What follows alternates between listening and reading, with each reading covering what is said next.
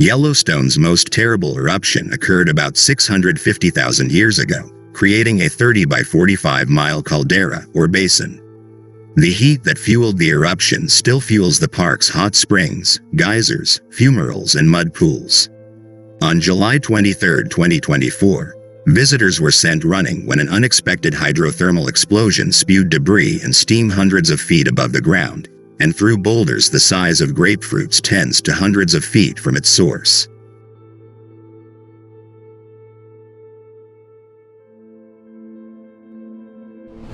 According to the U.S. Geological Survey, hydrothermal explosions typically occur in the park one to a few times per year, but they often occur in backcountry areas where they may not be easily detected.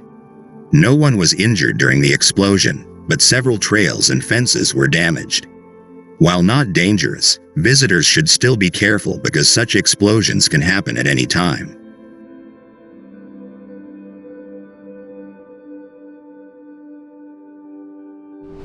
The terrible explosion is not considered volcanic activity. The USGS says it was caused by water suddenly turning to steam in a shallow hydrothermal system beneath one of the pools. An explosion like this could happen at any time, and no one knows when it will happen again.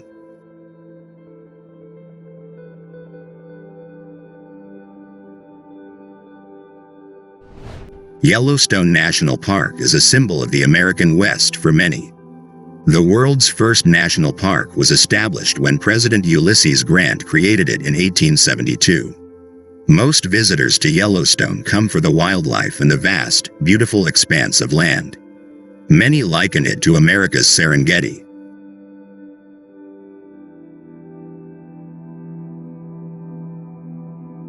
Fewer first-time visitors realize that the park sits atop an active caldera, the remains of a supervolcano, and is home to more geysers and hot springs than any other place on Earth. Yellowstone is teeming with wildlife and beautiful scenery. It can be a safari-like experience, with cars sometimes stuck in traffic to see grizzly bears during peak season.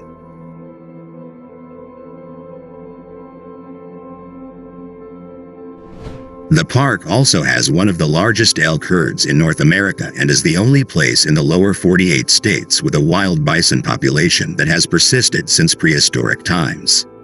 Visitors can see black bears, wolves, elk, bighorn sheep, coyotes, moose, badgers, bald eagles, hawks, trumpeter swans, rainbow trout, and Yellowstone's native trout, the pronghorn, among other wildlife that call the area home.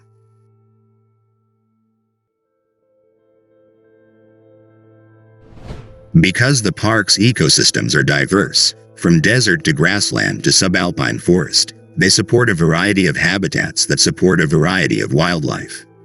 Observing animals on the park's 22 million acres of protected land allows visitors to see wild animals in their natural habitat, just as their ancestors did.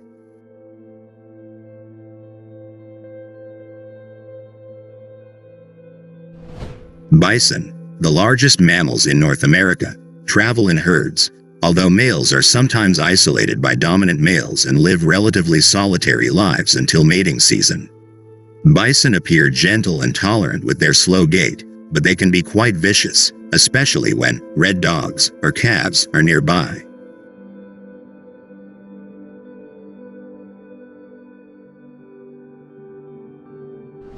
Although bison can stand 6 feet tall and weigh up to 2,000 pounds on spindly-looking legs, they can run up to 35 miles per hour and jump high into the air. These large animals can and do charge people and vehicles. I was particularly fascinated by the bison in Yellowstone National Park, one of which stayed next to our lodge one night.